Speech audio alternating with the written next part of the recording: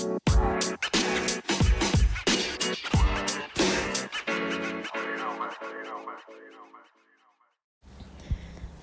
right. Welcome back to the podcast. We're in a morning freestyle here. I'm going to be talking about some topics that I have permission from a good friend of mine to discuss some topics we've been kind of chatting about since Thursday, maybe even before Thursday, since like last week. I'm not debating, not arguing, just kind of I don't know if you guys have people who you just talk to about stuff, where you can talk about just ideas about the universe and just the depths of everything that happens on Earth and the human experience. And it's kind of one of those, me and this person kind of talk about those types of topics, almost only that in music, pretty much. And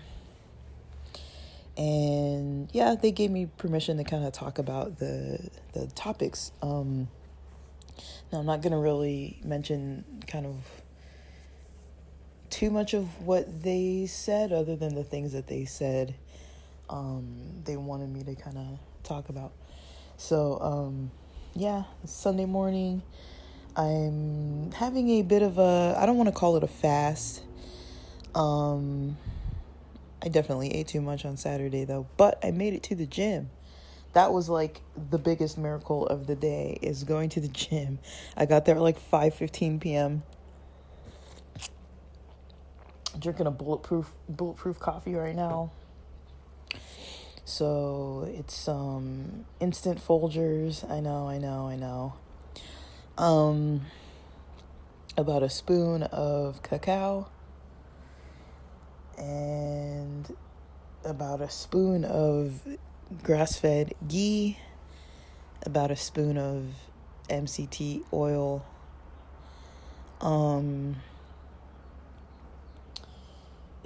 So I don't really want to say fasting, because all of that has calories. I think the cacao, for I don't know if it was teaspoon or tablespoon amount, is 70 calories. I don't know how much with the coffee. I don't, for the MCT8 oil, for 1 tablespoon, it's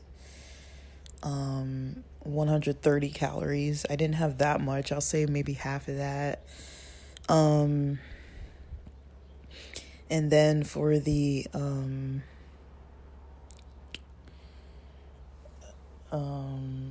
what else did I say? Oh yeah, the grass-fed ghee. It's about 120 calories for 2 tablespoons. I think I probably put like 1 worth. So that if I would have put all those heavier measurements, it would have been like over 300 calorie coffee. But I want to say it's probably, I'm estimating about 180 to 200 calories.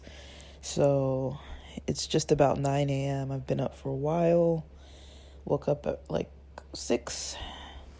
Was really confused because the moon was out. And I was just like, what? Is it morning? Is it night? Like, I didn't really know what was going on. And then I saw it was like 6 a.m. I was like, the sky looks a little bright to be night still. So that's kind of how I started my morning. I probably slept around 12:30, 1 a.m. So I didn't sleep that much, and then went back to sleep. Woke up around 8, maybe 8, 7:45 or so. So that was after being up for a little bit at like 6 a.m. So yeah, I'm having a late start to my morning. So I just figured, let me just have some coffee, get the day started. Get in a good number 2. I'm a bit overdue. But definitely this coffee will definitely force that situation. And then I mean, for lunch, I have an omelet and potatoes left over from a diner. So I'll eat the other half of that around noon. So I'm not starving myself, but just kind of a different kind of morning beverage today. I think that's going to work well for me. It's kind of too hot to drink it, but okay.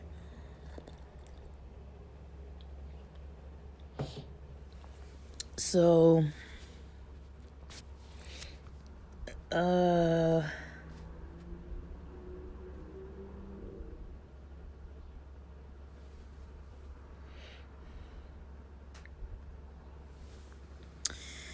uh,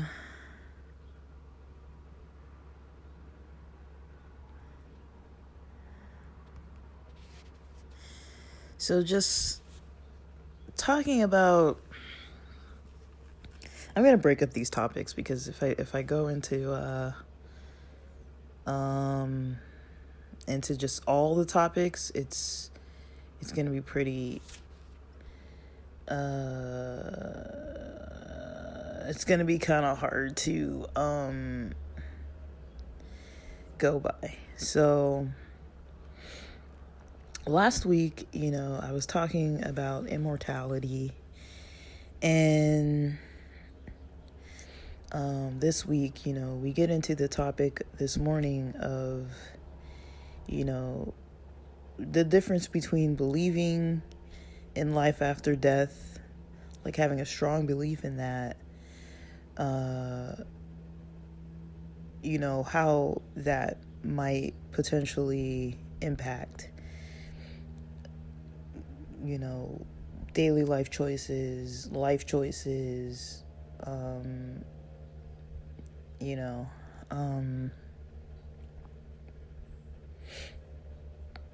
and so let me see.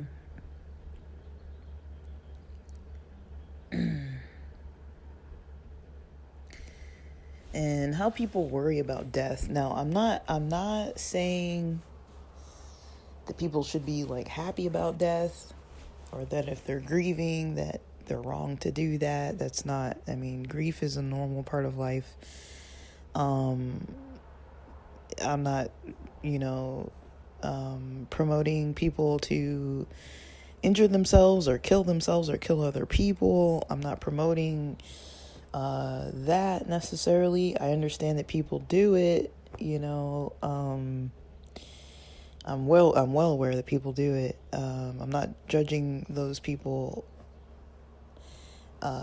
People have their reasons. I mean, some people have like purely survival, self-defense reasons, mental health reasons, and then other people just, I don't know, like if you're just like a serial killer or something, that's like a whole different thing that I'm not really talking about necessarily.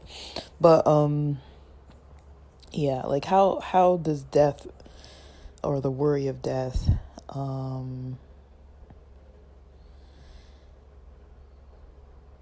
like how does that kind of impact,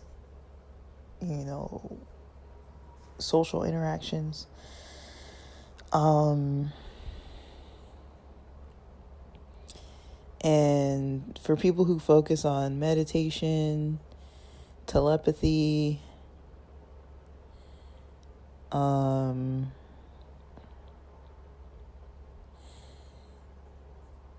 does that impact, life itself, the condition of life, the day-to-day of life, and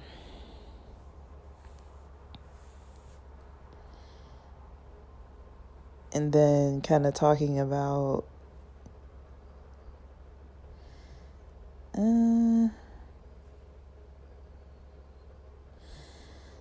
eternal consciousness.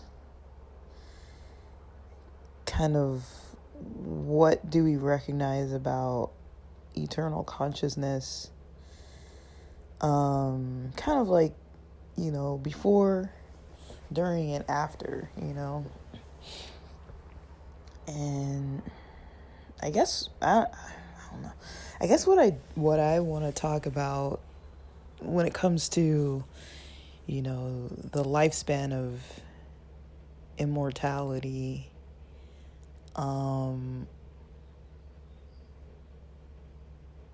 when it comes to like current living, right? Consciousness in the day to day. One thing that I kind of notice for sure is, how we kind of tend to focus during our days. I can give a practical example. Most days, a lot of us, if you're a student, you're probably, if you're before college, you're probably studying from 8 a.m. to 3 p.m. in school. That doesn't count what you do before or after school. If you're working, you're probably working 8 to 4 or 9 to 5 or some combination of different hours. If you're full-time, almost full-time, 32 to 40 hours. Some people working more than 40-hour weeks. Now, this isn't even considering all the preparation to get to or from work or to or from school. But if you think of how much time a person is spending, in school or in work, or, just having to be forced to do what, mainstream society kind of expects of us from age 5 until 65 or something. So 60 years of just grinding, basically. And the rest of your energy is kind of what's left, right? So if you think about consciousness, for the people those of us, myself included, who are living this kind of like Western mainstream kind of lifestyle, our consciousness is tied up in whatever we're expected to focus on. If I'm working in mental health, I'm focusing on, treatment planning, other people's, symptom management and planning around that, and appointments and, risk assessment, and, hopefully people getting better, seeing improvements in their life, reaching their goals. And that's just mental health. I mean, there's so many other fields, but if you think about, all the focus it takes into that, I've pretty much been in school since I was maybe 5 or so. I mean, if you want to count preschool, it's even earlier, but I've been in school since I was about 5 years old. I'm going to be 40 in not too long. And so 35 years, pretty much, towards, not knowing what I was going to be doing and figuring out what options I wanted to try career-wise, and then jumping into that, stumbling around in that. It's been 35 years almost of that, of most of my focus going to that. Now, there are breaks, there are holiday breaks. When you're younger, you get summer vacations. And when you're working, you get PTO. Hopefully, it's paid days off. And but the proportion of days off and time off to time working or time spent thinking in certain depths of topics that might not be maybe naturally where your mind wants to be consciously. It's kind of like a forced environment. Like you're forced into a thought process to just intensely focus, this deep focus, maybe not even deep focus, maybe very distracted, scattered, multitasking kind of focus, because that's kind of what I do a lot of times too. Like I notice when I'm not really feeling it anymore, and I'm like, I'd rather have my head somewhere else. I'd rather have my head like half into work, and then another half just kind of listening to podcasts or something that's kind of more aligned with what I want to be thinking of, because I don't really have enough time to think about that kind of stuff because I'm working all the time. And I work less than a lot of people. And so that just goes to say, but that's one thing I notice is that, we're forced into that mindset. Now, some people do workout, meditation, walk, run, martial arts, did I say meditation and yoga, those types of things. You might do it in the mornings or something. You might have some kind of morning ritual routine, and it might help you in your early mornings before you have to get to the grind.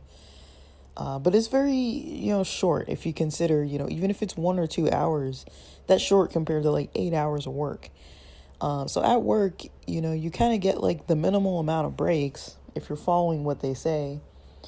We get a 30-minute lunch break and 2 10s, and they kind of cracked down on us in September.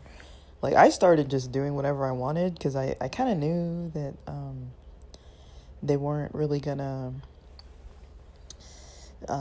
say anything for a while, and I was just kind of trying to do what was working for me at that point in time.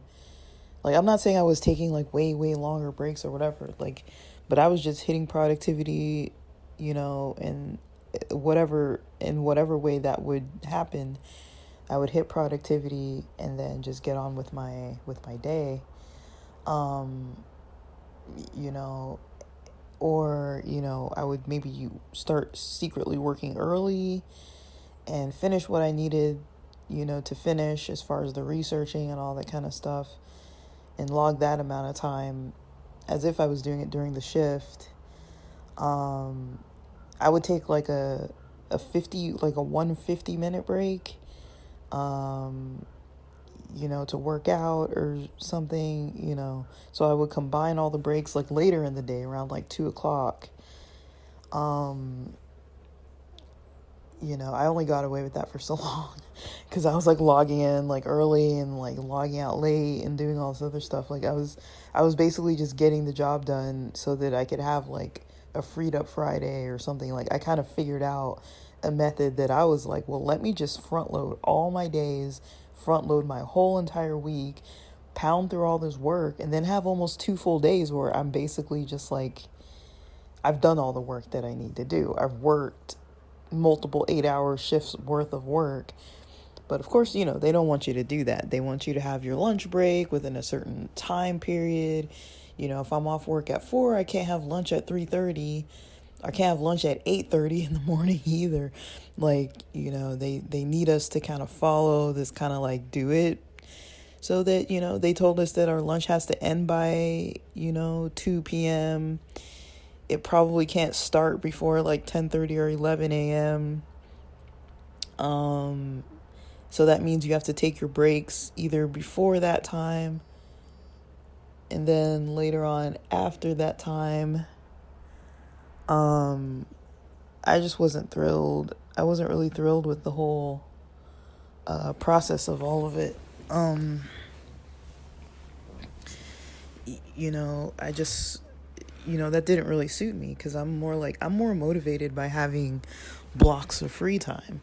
Like, I'm not as motivated when it's like, okay, work, when we say how long we say for whatever amount of minutes, take your breaks when we say, it's like, no, like, I'd rather start working at like, even almost like 6:00 in the morning or some ridiculous thing, 5:30 in the morning, and then be done like by lunch. It's like, I feel like it's a waste of a day. For me, I often feel like, okay, I'm wasting my daylight hours as a person who naturally usually kind of wants to be up earlier in the morning. It's like I'm up, but I can't really do like way too much before work, because I gotta still put in an 8-hour shift and be like focused and like energetic. So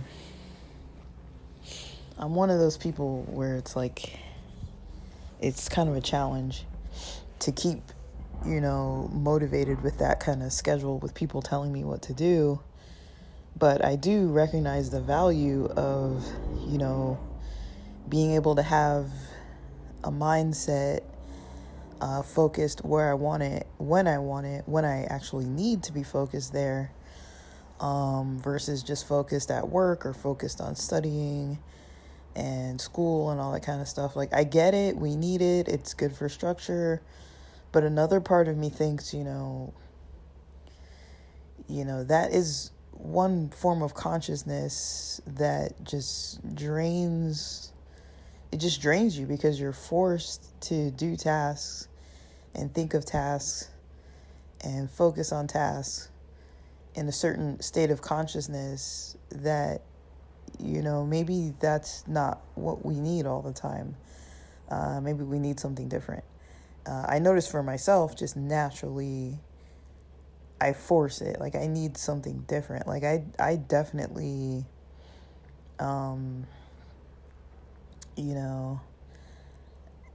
if it were up to me, I would probably work 3 days, long days, 3 very long days, just focused, get everything done.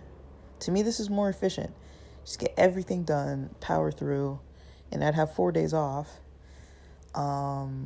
Not to just veg out and watch Netflix or whatever. Like, I'd be actually actively, kind of just like studying life, studying the human experience from different, I don't want to say states of consciousness, I wouldn't be like taking like substances all the time or anything like that, but that would maybe be part of it, microdosing,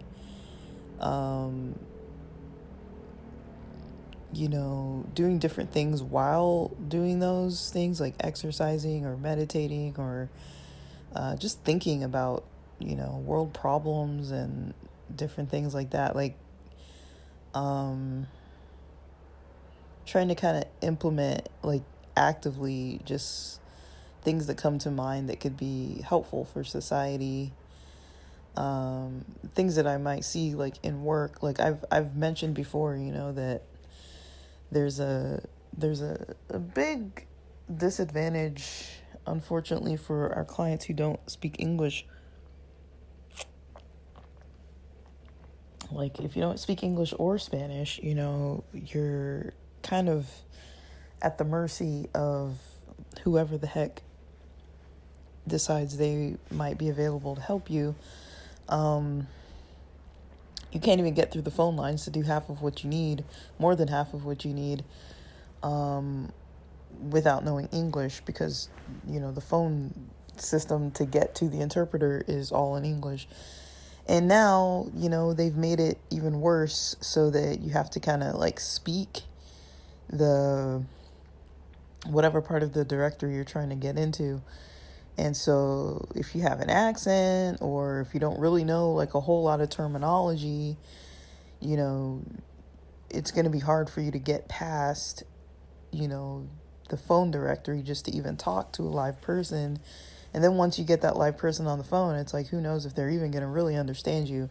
99.9% of the time, they're not going to speak anything other than maybe English or Spanish, maybe Vietnamese, maybe, but I wouldn't like depend on calling for someone who speaks Vietnamese to just answer. So, I mean, I don't want to like just sit and talk about work, but I'm just saying, like, the reason why I'm mentioning all this stuff about work is because, we all know we spend a lot of time working. And I'm not saying that there's anything wrong with working, but it's like, when I think about it, how much energy and time is spent working, because we have to do it, to get money, right? So the less you work, the less money you get. Or the less successful you are at work, the less money you get, or whatever, if you get commissions or whatever. So there's that complication of, being forced to keep your mind just, you have to get good grades in school or else you won't graduate the classes. You have to move to the next level so that you can be done, so that you can qualify to get work. I mean, we all know how this goes, but it's just, you know, there is a lot of thinking that goes into a day. And, just being awake and thinking and focused is just one of the many forms of consciousness. The brain goes into different states. You can be in a dream state, which not everybody dreams. You can be in a sleep state. You can be kind of nodding off, but still kind of there. You can be lucid dreaming. All of these are kind of states of the mind. And you can kind of alter your consciousness a bit too. I feel like a lot of us do that during the day. So if you think about even like caffeine, that's a simple one. It does a lot to your brain to the point that you have a lot of focused, maybe not focused all the time, but you have a lot of energy that bursts so that you can quickly complete tasks. Your mind is thinking faster, accessing information a lot more quickly, a lot more sharply. Sometimes when I'm recording podcasts, I do like to drink my coffee or tea in the mornings, like when I start recording, and I can kind of definitely notice, how it is when I'm like, all I did was wake up, go to the bathroom, drink like half a bottle of water or something, and then I just started recording, and I'm like, I don't even know what I'm trying to say. My mind is slow. I'm like, feels like I'm digging around in my brain, sifting through, trying to just get to the different wording and terminology, just pull it out of my head somewhere so I can like finish the sentence. Versus, once I'm caffeinated, it's like I'm just on it, like I think something, it can come out of my mouth a lot more quickly. I'm able to connect different dots a lot more quickly. One thing leads to another thing, how they have those, what do you call those kind of diagrams where it's like a bubble and then it has like one line leading to a bunch of other bubbles, kind of like when you brainstorm. One thing I definitely have trouble with that people definitely notice probably is being linear. I feel like on here there's a lot of pressure to say things in a certain way, but then sometimes I'm like, I don't know if I need to expand on that or not, because I don't really know exactly who's listening. So it's like I don't want to assume, but then I go off on these tangents.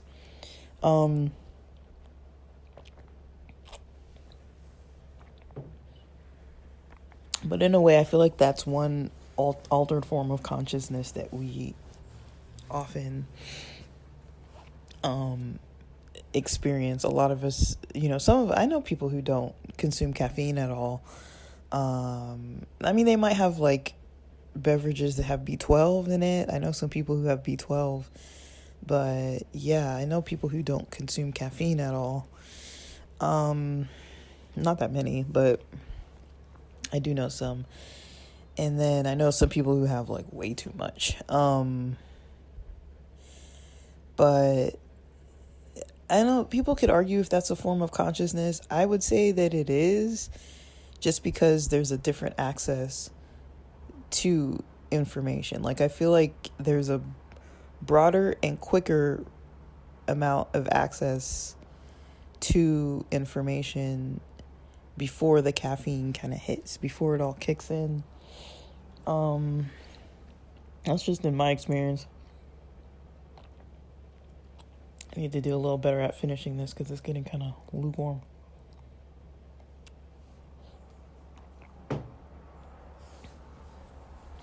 But yeah,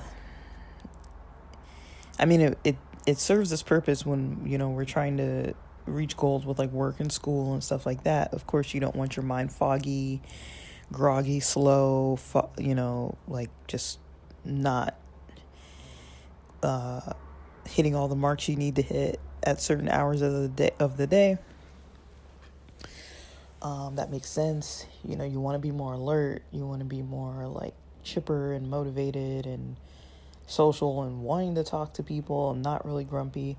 Like there is a lot of information about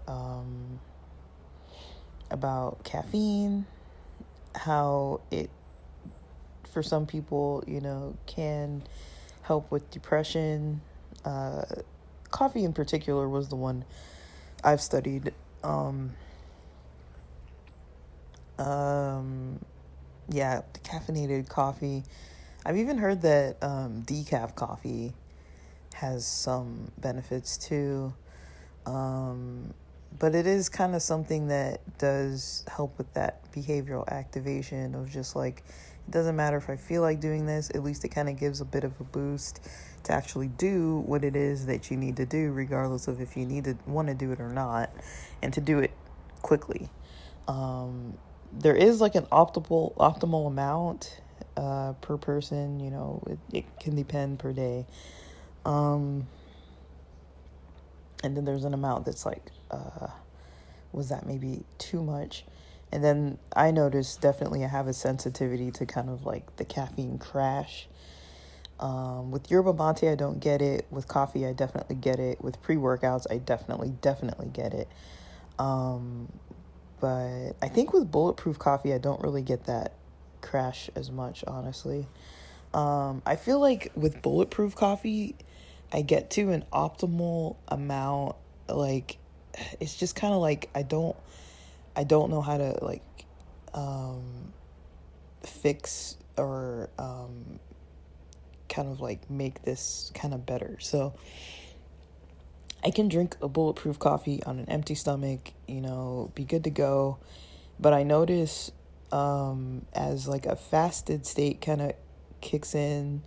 So say if I have this at 8 a.m. and then around 11:30, I feel like my mind is like the sharpest it is at that time of day. But if I don't eat breakfast, I start getting a little bit hungry. And then I notice if I eat something, it kind of makes me a little more foggy. But I definitely notice bulletproof coffee makes me pretty sharp. Now this morning I'm mixing it up with a sativa as well, which I forgot to mention. So that was number one. The sativa vape was number one in the morning. And then the coffee, this bulletproof coffee followed. So I'm not going to hit that wired state. That was the whole purpose for me. Like, I kind of know, like, what to do with what to make what I'm trying to get. Like, it's Sunday morning. I'm not trying to be, like, wired and, like, I'm going to study. I've got a lot that I'm doing, but sometimes I'm like, I got to get these ideas out, you know, just because it's like, I don't have enough time to do it during the week, or when I do, I'm using all that good focused energy for work or studying. And then it's like, when I start recording, it's like, who knows how it's going to come out. So I'm definitely grateful for this morning to be able to spend time, in a few conversations with a friend of mine. Because we both really value kind of like diving into these topics, and we kind of on a regular basis do. And so, yeah, when it comes to those are like the easier states of consciousness that I would say, you can kind of just recognize. We just do it, and most people aren't really thinking too much about it, if it's coffee, if it's, some form of caffeine, if it's like sleep states,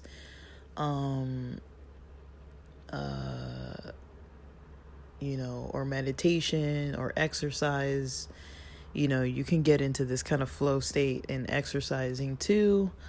And I think those types of things, getting into that kind of mindset, that really, really helps. That really helps a lot, to kind of do it, to kind of know about it. And it's definitely a state of mind that's, it varies throughout the day, but what I'm trying to say is, like, usually we're forced to be so busy that, we're not even, like, actively in the state of consciousness, like, unless I feel like at work, unless I'm in like a flow state at work, I'm not really in it. I'm kind of like going through the motions, whatever. I know how to do the job.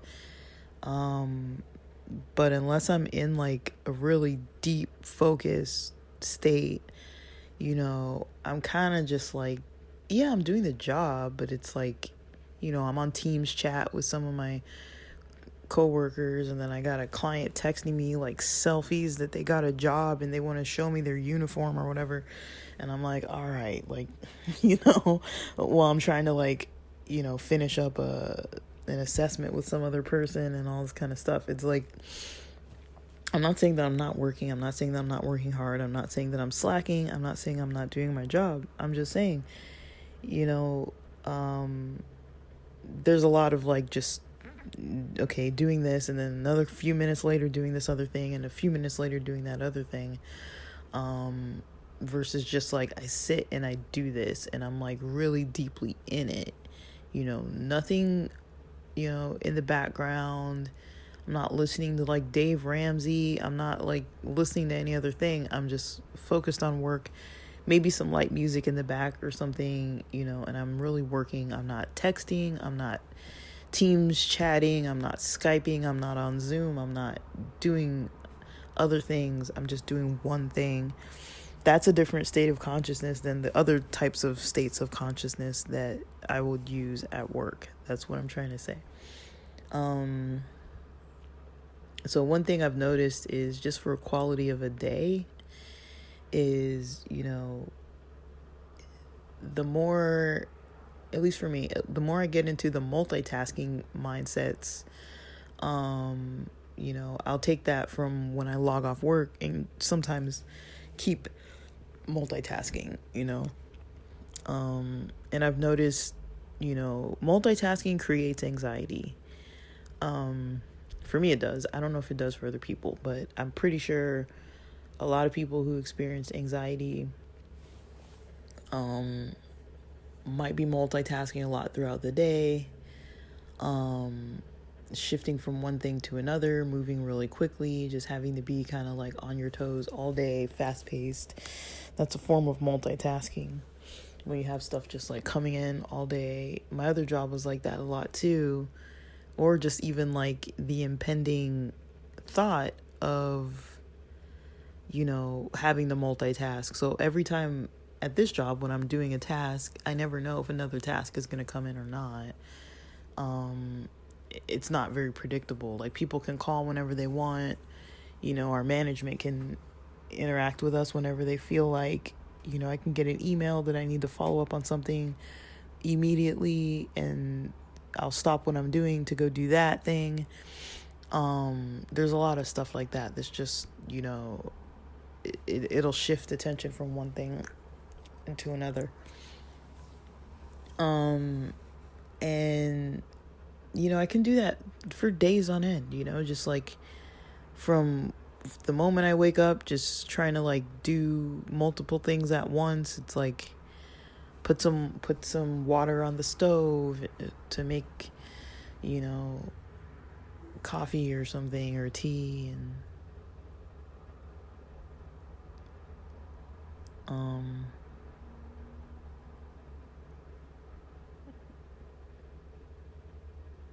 once the water's kind of,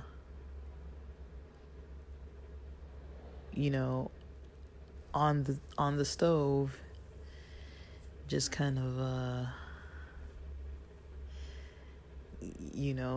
trying to do other stuff in between, like, okay, I'm gonna shower while I do this, and like just trying to cut time in half, like sometimes it feels like a time saving thing, but it might save a couple minutes here and there, but also it can kind of get in the way of like a mindful focus on what you're doing.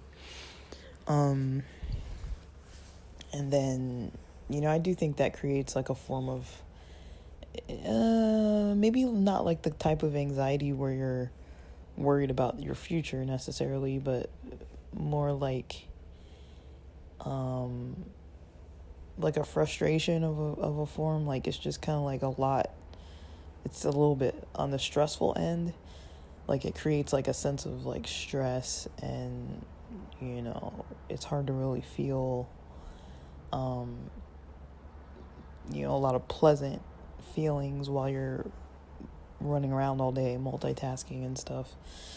And it can definitely contribute to a form of exhaustion. But if a person has a job where they have to multitask a lot, like my old job was like that, and so you get in a mindset where you're just like running around all day. I don't know if that's good. I don't know how good that is to have to do every day. Like when you think of it, when I said 60 years of your life, being in that mindset. Now I'm not saying that life shouldn't be stressful, that stress is bad all the time, but there is an amount where I feel like everyone kind of hits a wall or starts to hit a wall, or you kind of feel it creeping in where you're just like, I'm a little depleted. I'm starting to get slightly depleted now. But usually what work and school does is it pushes you past that point. You're pushed past your natural point of like when you start feeling a little tired from it, a little stressed from it. You're not usually able to take a break then. You're usually forced to keep going and get more stressed and get more stressed and get more stressed. And then finally you get a break, which isn't even a real break if you're just taking your mind off something for like 10 minutes. I found the best states of consciousness to be in during the day are deep focus state. If you're in multiple deep focus, states for a few hours at a time, that is different. It's a very mindful form of working. I feel like that is usually not as stressful. I mean, it can be. Some people prefer the multitasking. For some people, it can be too low stimulation to just do like deep work. But I feel like it creates less stress to have like a deep work, focus. And then when you think of outside of work, whatever you do outside of work, whether that's, dreaming or sleeping or meditating or some form of like mind-body connection type of activities, or just training the mind to kind of do what you expect it to do. It's definitely a skill. It definitely takes practice. You can practice it, get out of it, practice it, get into it.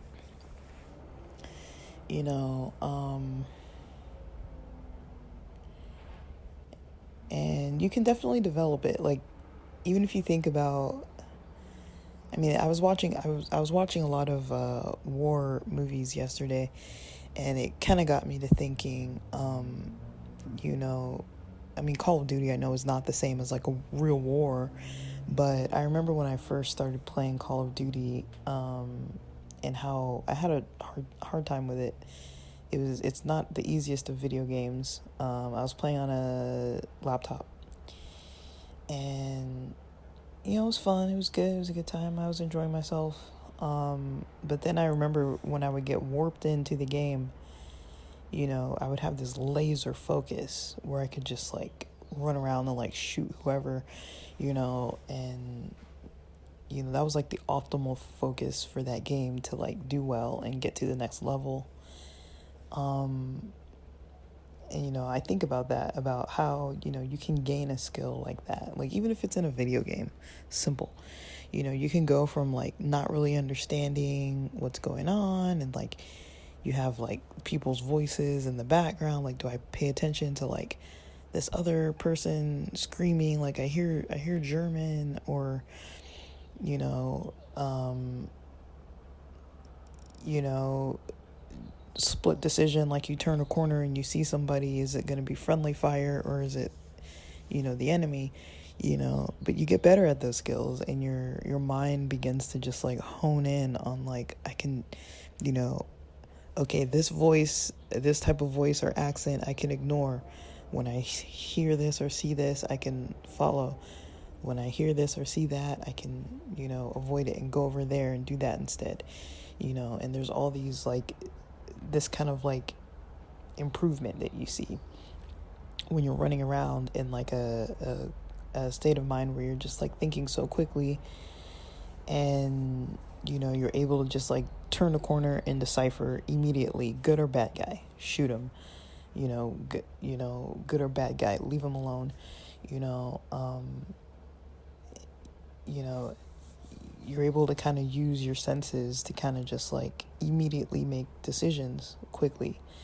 Whereas when you first start playing the game, you don't really have that ability. You're just kind of deciphering with your senses, kind of like, oh, like, what's this? Like, it's like overstimulating because you don't have a way to like decipher what's safe and what's not.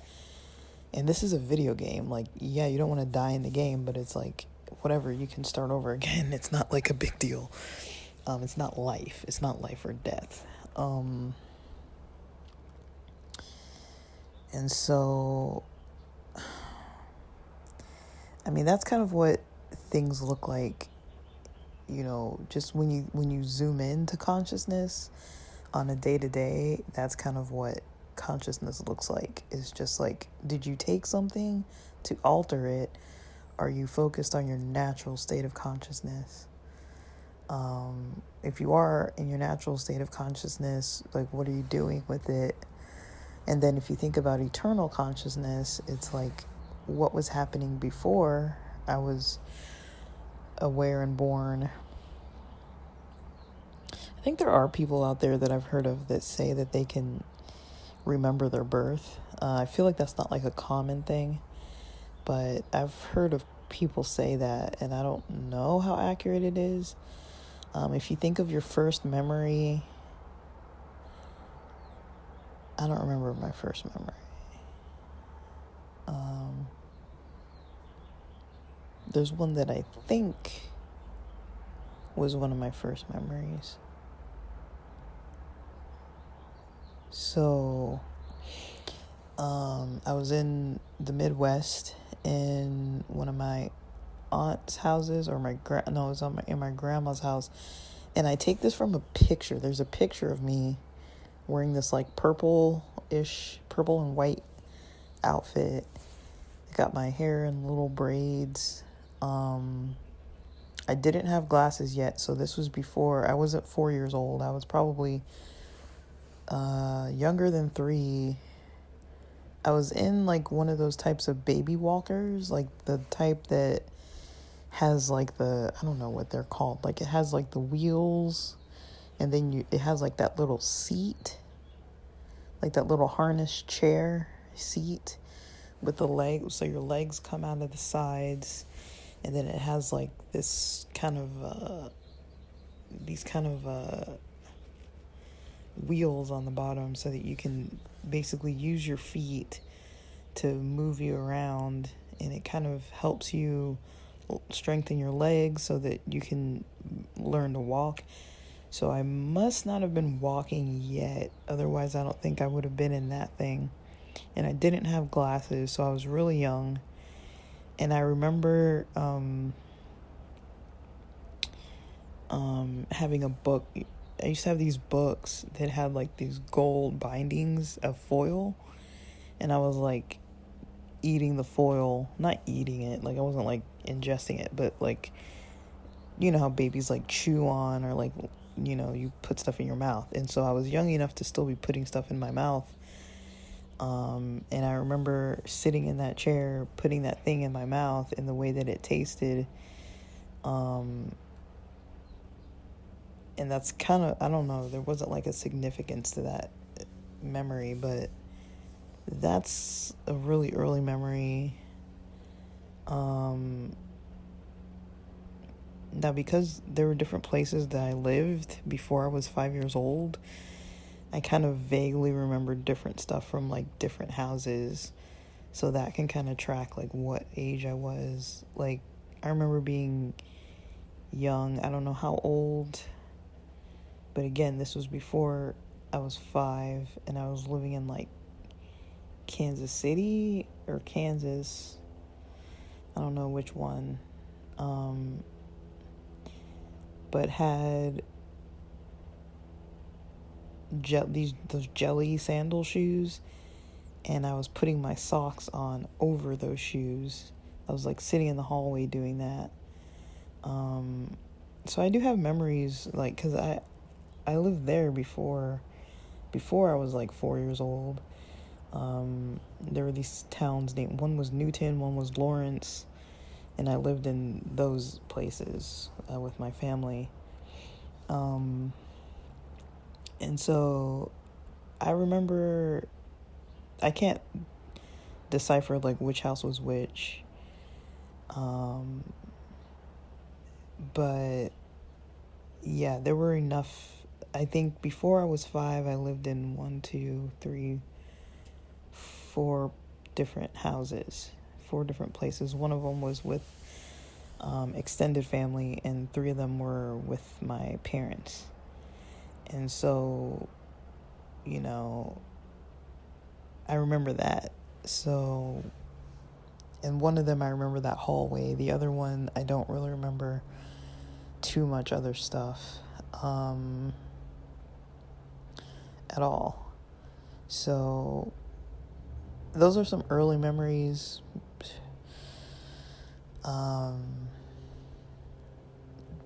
But then I remember also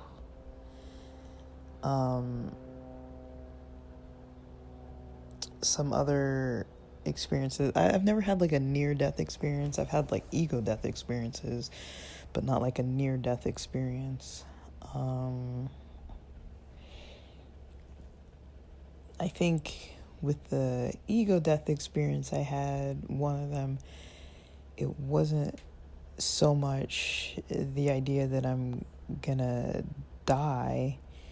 It was more so that I'm gonna be living, and this situation that I've gotten myself into by taking too much of this thing, or, you know, whatever, that one thought was I'm going to be stuck like this forever, and I'm just not going to be able to function like I normally was, and this is just how my mind is going to stay. Like, this feeling is too strong, this feels permanent, and I've somehow fucked up my brain, you know. So that was one way. It's just like, how the hell am I going to figure out how to live my life like this? Like, I can't even hardly walk or drive, or stay awake, you know. It's like nodding off.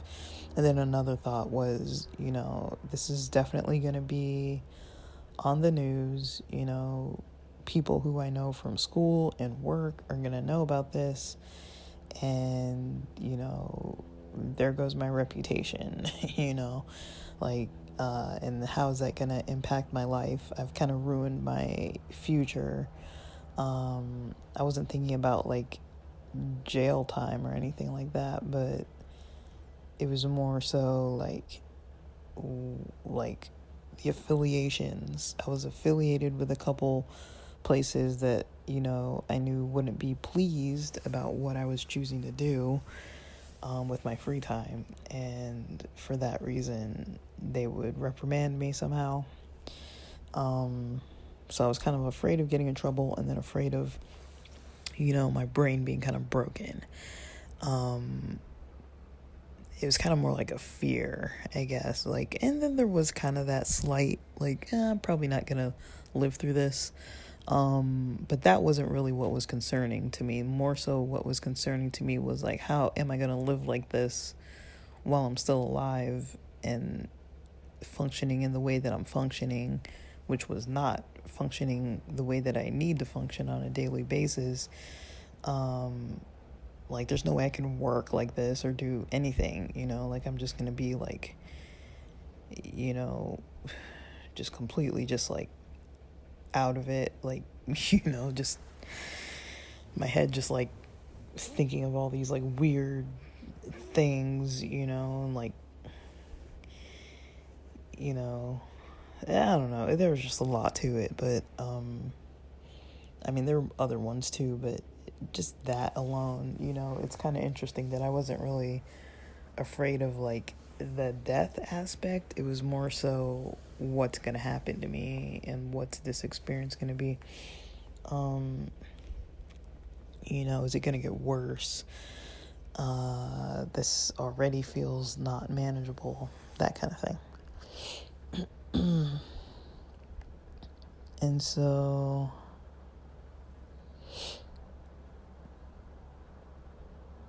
yeah, so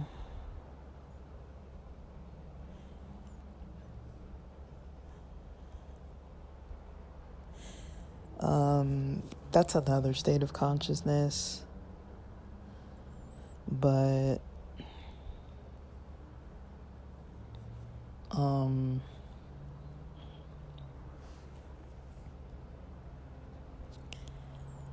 guess that's one state of consciousness. I feel like an ego death is a state of consciousness.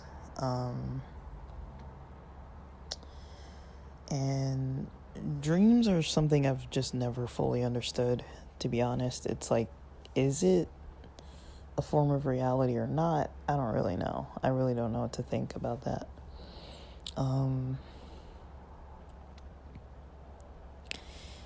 And so, yeah, that's kind of mostly what the conversation was about: eternal consciousness.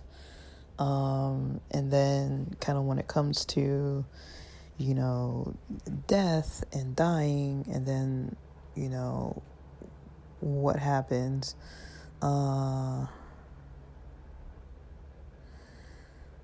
So there's different people like Maynard from Tool, who has an interpretation of his personality after he dies.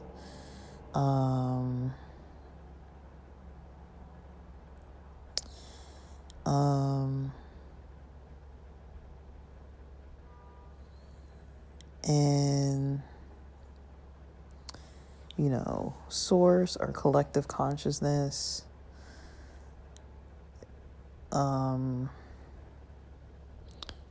So there's this song, Legion Inoculant, where Legion is a reference to collective consciousness after death, and inoculant is an absence of fear.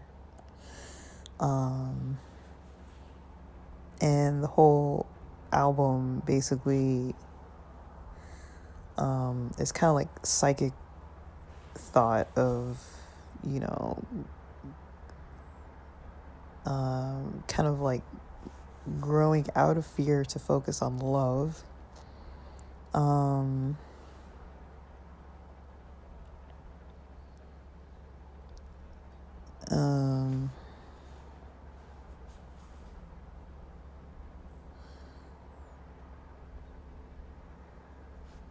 Basically, there is kind of, it can be hard to kind of come to a definitive conclusion about what happens after death. And, during life, we can focus on meditation, focus on telepathy. Now, these aren't all my ideas. I'm talking about some of his ideas, my friend's ideas. it's just, when people say telepathy, I'm not thinking like, put your fingers on somebody's temples and read their mind kind of thing, but more like, this might be a bit of a stretch, but when you think about the field of psychology, for example, it's like you can be in tune with another person, and the more you kind of know them, the more in tune you can become. You can become attuned to another person, or kind of just avoid, like knowing that they have a certain need, or knowing that they have a certain situation going on in their life, and just, it's possible to just ignore it, just be like, oh, whatever, I'm gonna ignore that. No, I definitely pick up on people's pain and stress, and I can kind of tell by the way somebody talks about something, by maybe like if they're usually a talkative person and then they're like silent all of a sudden, or just like patterns, like if people are kind of like going through something, I can kind of tell just by how their patterns kind of change up. That's just in the general sense, just observing. I can kind of tune into kind of, what somebody expects, based on just kind of cues you get from them. Like an easy example would be like with my folks, sometimes I'll be in the living room watching something and it might have subtitles. My mom might come in and start like talking, and it's like, okay, I can't like talk to you and read. Like I don't say that, but it's like I'm clearly gonna miss this whole part of the movie or whatever. But then there's other times where she'll be watching something and I could just like pop in there because I'm coming out to get like a bottle of water or something, and then like you start just talking, and then I can kind of tell when she's like into watching something versus not, like when she wants to talk. It's like, but I feel like we tend to be off the mark with each other. We both just kind of like, okay, I'm just gonna start talking when I feel like talking. I feel like I get it more than maybe she does. Like if she doesn't respond when she's watching something, then I know, okay, she doesn't really want to talk right now because she's watching this thing or she's working on something. So I'll just leave her alone. But I don't think she understands when I'm doing something, when I'm working on something, when I'm focused on, in the kitchen, like cooking or something, and then she's just like talking and talking, and it's like, oh my God, like I wasn't in here to like have a conversation about your garden. I was just in here because I wanted to like, prep a meal real quick, so that kind of thing. I can kind of pick up on it, but I feel like other times, like some people can't really pick up on, when, how I respond or don't respond. Sometimes people just don't pick up on it. And so I'm not saying that that's fully telepathy, but it's like, you can kind of be in tune with somebody's situation, even with a simple interaction like that. I mean, you can't predict 100%, like, but usually it's like when you've lived with somebody or you know them well enough, you kind of know how they respond, why they respond, and when there's some kind of way out of the norm of how they usually would respond, you kind of notice them not really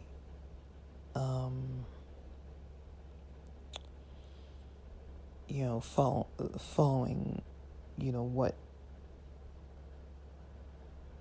what they normally would do.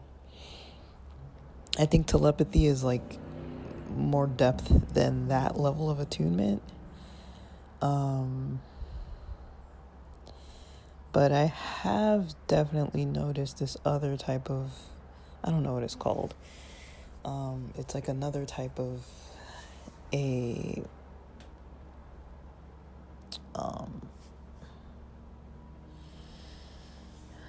do you call it interaction? Another type of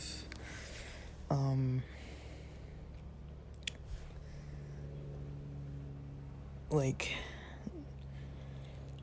method.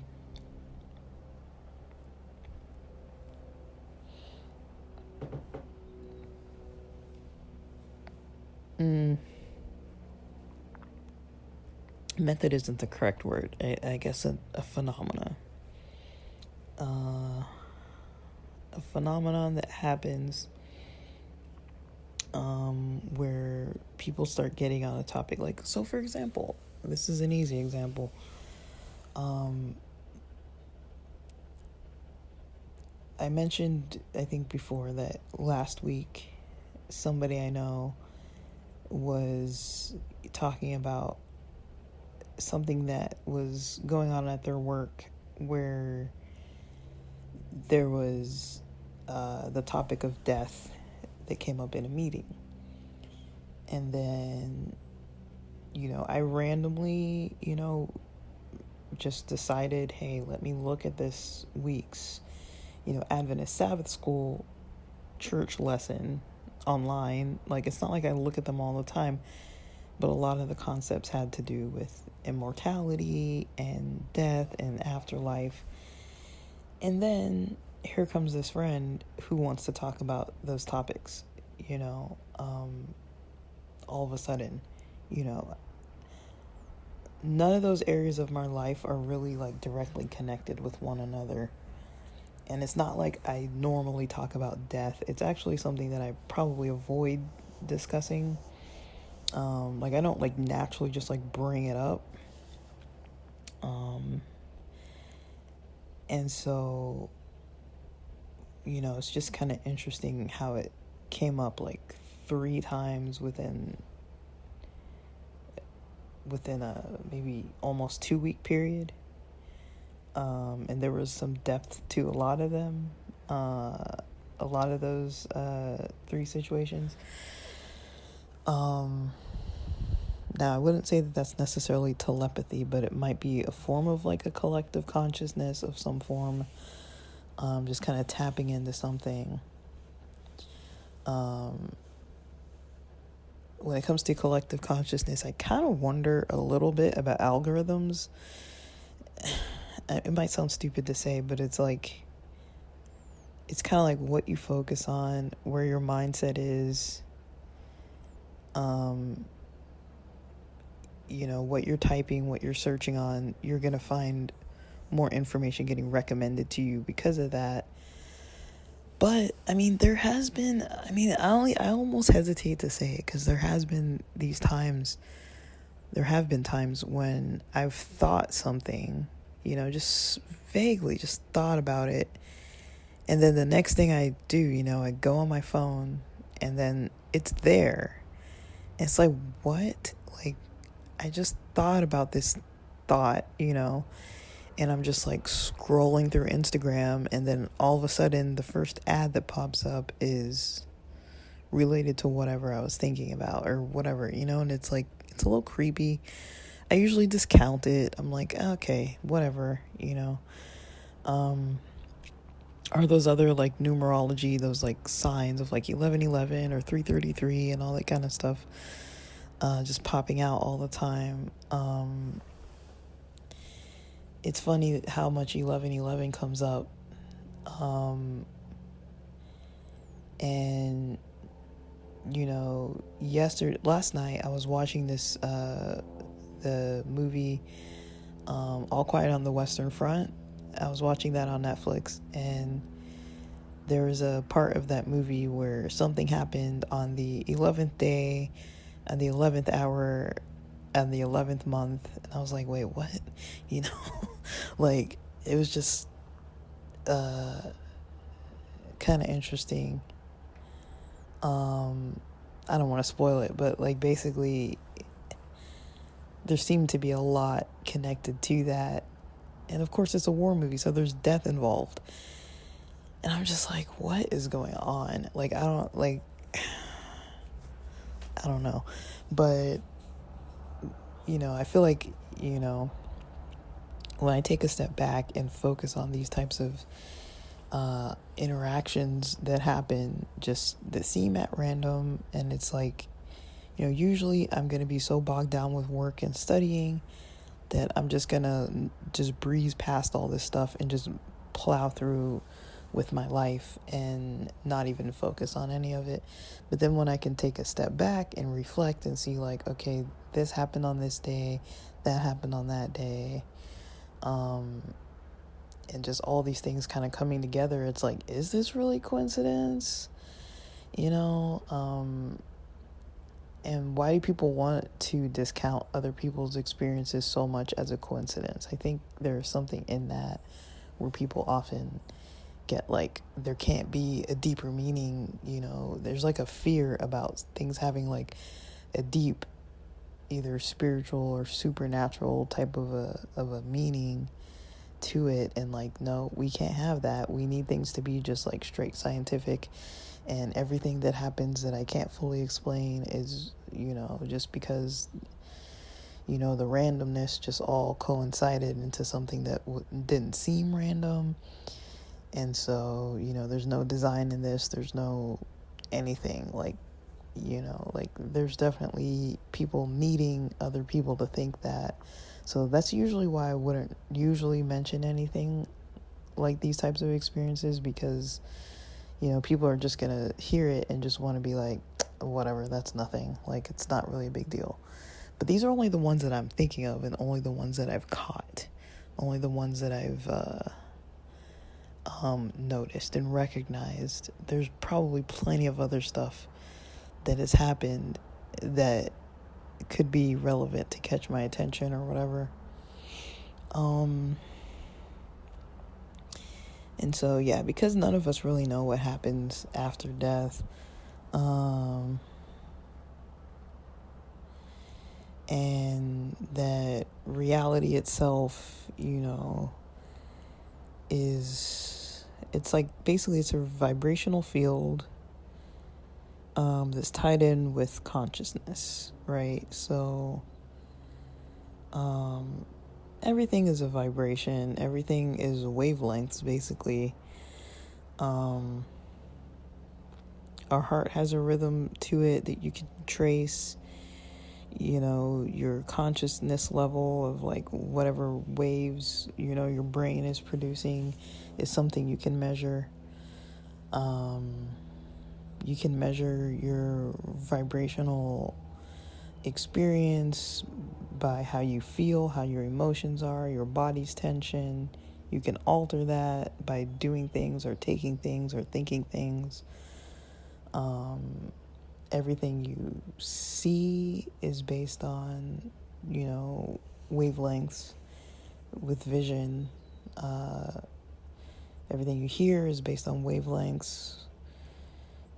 Everything is just based on wavelengths, the way that cells perform,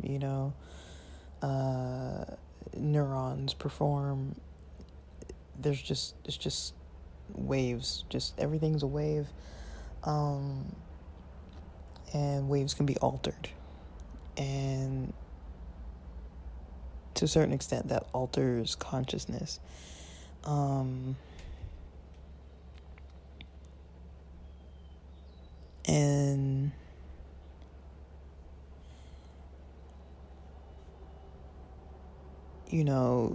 we kind of get into, things like hearing voices, auditory hallucinations,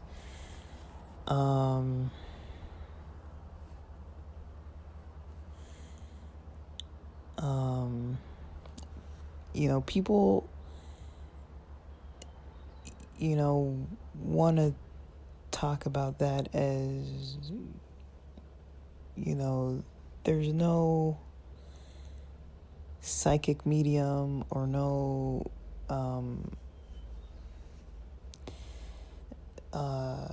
psychic kind of connection with those things. Like, it's just straight up, you're tripping, you have a hallucination. You can take a pill or an injection for that to make it go away, because that's not good or normal.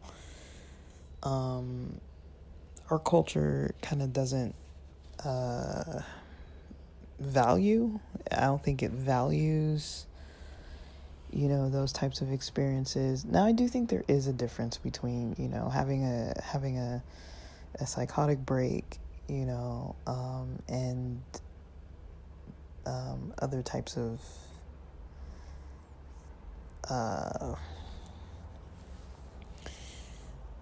like experiences. I do think that there might be a range of things happening there. Like there's a spectrum of hallucinations, maybe. I'm not going to get too much into detail about it, but that is a very good example that my friend was talking about, where it's like we do have these altered experiences sometimes. If you meditate a lot, you probably experience them often. You probably experience a lot of interesting experiences just from meditation alone that maybe can't be explained. And, it's not like I can look across the room at my guitar and intensely focus on it and then use my brain power to lift that thing up off the ground and like levitate it into my hands across the room. Like that wouldn't be normal. But it is possible to kind of, I don't know, this is going to start sounding real weird pretty soon, but it is possible, I think, at least sometimes, to interact with things in a way that isn't like directly touching them. And I've definitely had those experiences on occasion, usually with electronics, or just like items doing things that maybe they shouldn't naturally do. Like, say, for example, I mean, this isn't something that happens every day, even. It's not something I can replicate, but just say, for example, sometimes you think about something, right? You think about something like, okay, weird experiences, right? So, sometimes you think about something, you're like rushing around, you're like, okay, I'm not going to lock my keys in the car. I'm bringing in the groceries. I'm not going to, get my keys locked in my car. So I open the door, go get my groceries, from the car. Can't find my keys all of a sudden. The door's locked, so I'm assuming, okay, my keys are locked in the car, even though I briefly thought about not locking them in the car. I might have locked them in the car. You look all over the house, you can't find them. You look in the lock of the door, can't find them. You search your pockets, you can't find them. Look in your jacket pockets, can't find them. And you're like, okay, well, whatever. I just got home. I'm going to jump in the shower. You shower, you take off your clothes, shower, come out of the, shower, towel off, and you come back to the pants you were just wearing. Make sure you're emptying out your wallet from your pockets, and then you put your hand in your pocket that you swear you checked like 5, 6, 10 times, and your freaking keys are in your pocket. It's like, what the fuck? Like, I know I'm not the only one who has weird experiences like that. Like, not all the time, but it's just what I'm trying to get at is sometimes you can think about something that's like relevant to a situation that comes up that you're like, how the heck did this happen? And there's something that's just so odd about it. Like the fact that you checked your pockets so many times. Or even if you weren't checking your pockets like a whole lot, but you checked your pockets a couple times. And it wasn't in your pockets. It's like, what on earth? Or even if the pocket thing didn't happen and you told yourself, I'm not going to lock my keys in my car. I'm not going to lock my keys in the car. And you end up shutting the door, but you just can't find your keys. It's maybe just that thought, like the keys are going to be in the wrong place. The keys are about to be in the wrong place. You know, like you can't find your keys all of a sudden and you're like, well, did I lock them in the car? And I was just thinking about don't lock them in the car, so I know I probably didn't lock them in the car. But it's like just things like that. Like, I mean, I know I'm not the only one that has those types of experiences. You know, thinking about some certain thing, and then all of a sudden you have some weird like ding over on your laptop, your work laptop just like turns on all of a sudden, and the volume is on and it just says something or like starts talking, or like like sometimes you just have those experiences. I remember being and I don't remember if it was like a significant conversation I was having with somebody. I feel like it was, and I was in my bedroom in a room in San Diego that I was renting, and I'm in there with a friend. I feel like we were having a deep conversation, but I can't remember exactly what it was. But I remember being in there, and then, I guess I'd been watching a movie or something, but my laptop had been shut, and it had been shut at least since the day before, or maybe hours before this person had come over. And all of a sudden, whatever movie or episode or whatever I was watching, just the laptop just started talking. It just was going through the movie. It just started. Mind you, it was closed. It wasn't supposed to be functioning. I didn't touch it. It was just like in the corner somewhere. It's supposed to be sleeping. It's not supposed to be, doing anything until I open it and tell it to do something. It just starts doing something. Like right during a part of a conversation that was like, oh, that was like interesting, and then here comes this talking computer thing. It's like, what the heck? Like weird stuff like that. They're just like, how do you explain that kind of stuff?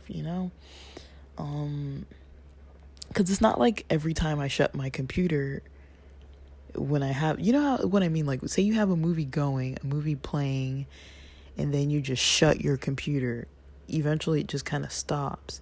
But it doesn't usually turn back on and just start playing from the point where you left off. On occasion, sometimes it might. But for it to happen at a certain timing is awkward.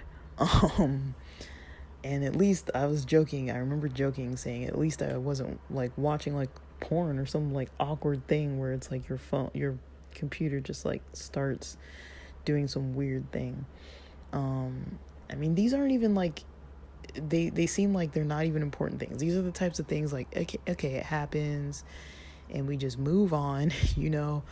It's not like a life altering experience. Like there's so much room for it to be just a coincidence, but also just the fact that there is some kind of thought process going on, and then some other thing just like happens like immediately near it.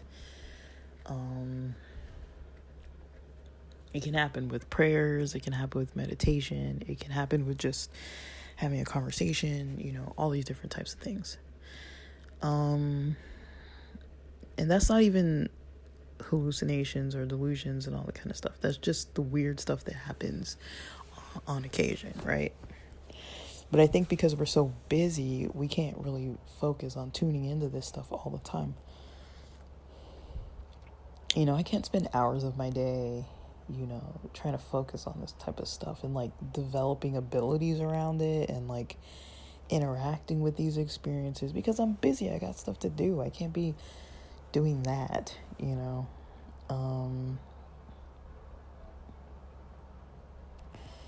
So some people believe that hallucinations are a form of psychic medium,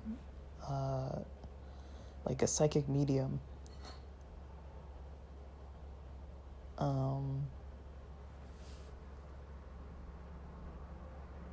And there's a part of me that believes that could be true.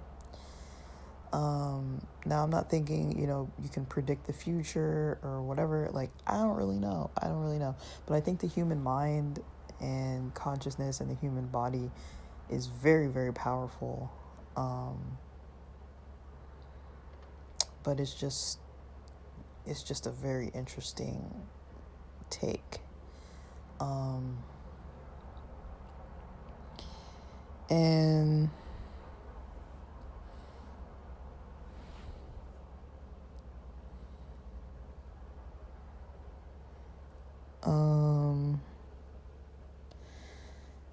so is death an illusion? I don't know.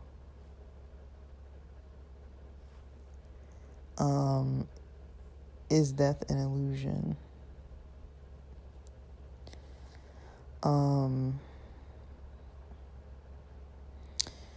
And coming to the conclusion that life after death is real. And reality itself is an illusion. Physical matter is, we can debate if that's real or not. Like, what is it? I mean, physical matter is... Let's not go into that, but look it up. Look up what physical matter is. And, I'd rather spend a lot of my days thinking about these things. And it's not really like a cannabis-related thing. It's just, I find it important. I mean, it's definitely more interesting than where my mind would normally go on like a regular day. Like I've mentioned, like I wake up with all these kind of thoughts going on that, my natural inclination is get rid of this, do something else, don't be around it, and it's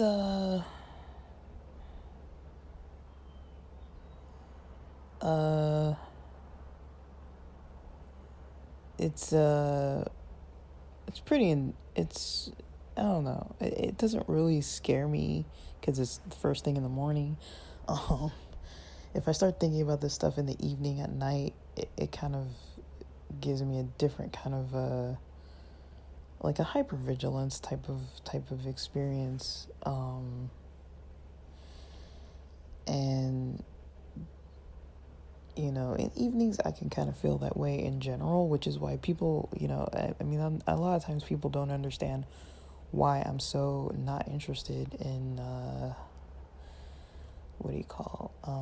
like horror movies and things like that. Is like, dude, if you understood how my mind just operates and the intensity at which I feel things on a regular basis, just when things are going fine, and then when things are a little off, like the knob is tweaked a little bit, I'm definitely in tune with some type of thing. I don't know what it is. Like, I'm not saying I'm like communicating with the dead or whatever. Like, it's nothing like that, but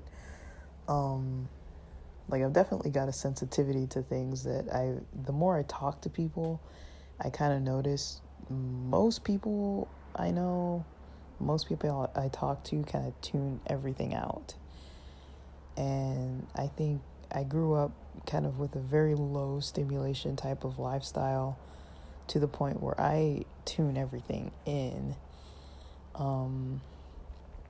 And I've kept my life pretty low stimulation, and I regularly just kind of tune things in. And, on occasion I meet people like this person I was, talking to, this friend of mine, who kind of also do that, they just tune things in. And,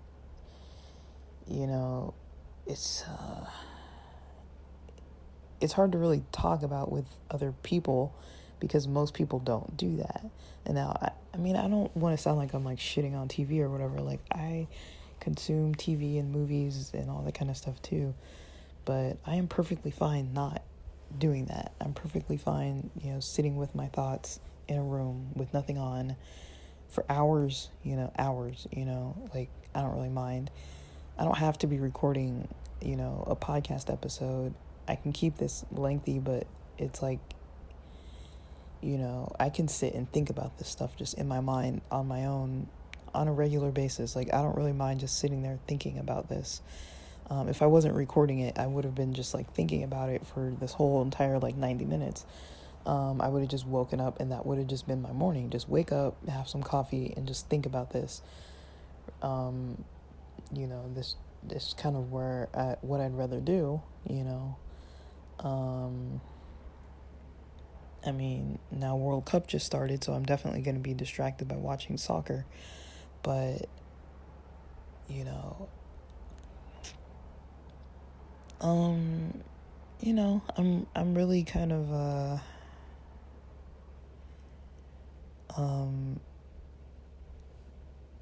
kind of like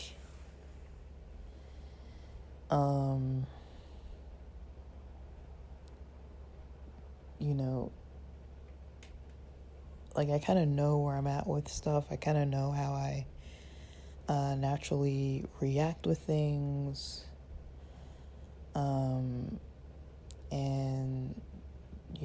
I tend to value those experiences a lot, even though I don't really maybe share them all the time. But, I know I kind of, I march to the beat of my own drum. I kind of live life a little bit differently. And that's fine. I'm not like, everybody does things the way that they're going to do it. I don't think I'm doing anything better than anybody else, but, I definitely, really gravitate towards a lot of topics that aren't just like surface level stuff and stuff that's kind of beyond the daily grind. That is kind of where I prefer my focus to be, is beyond this daily grind. Like, yes, I like to focus on it. Yes, I like to make goals, reach goals. But, I also like to be in different states of consciousness and very aware of those, or at least studying them and being able to like fully kind of like have the experience of those altered states of consciousness. And I do value those in on a regular basis, just kind of like energy shifts and all this different type of stuff, which is why I was mentioning, I'm not really going to eat a normal day early breakfast today, just because I want my mind to be in a certain, I wouldn't call this necessarily the clearest my mind gets, but I want my mind to be in this state that it's in now. I'm not trying to like eat a bunch of stuff that kind of makes me a little, there's nothing wrong with eating. It's just, sometimes it just makes me a little,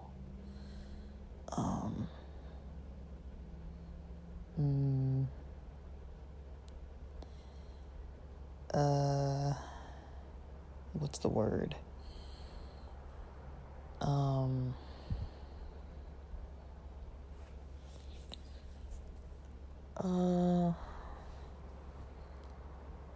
I don't know what the word is. Just, eating, and it kind of changes, I don't know, it just changes my mental energy. Like, not necessarily in a bad way, it's just I know it would change it to a way that I don't want it to be until this afternoon. So, trying to like capitalize on this morning, having, a Sunday morning. It's a good time for me to do certain things because I don't work Mondays, and it's not a time that I've like set aside for certain other things like I do Saturday mornings. Like Sunday mornings are like a different type of day for me. So yeah, so I'm gonna get on with it. But with that, 90 whole minutes. Thanks for listening.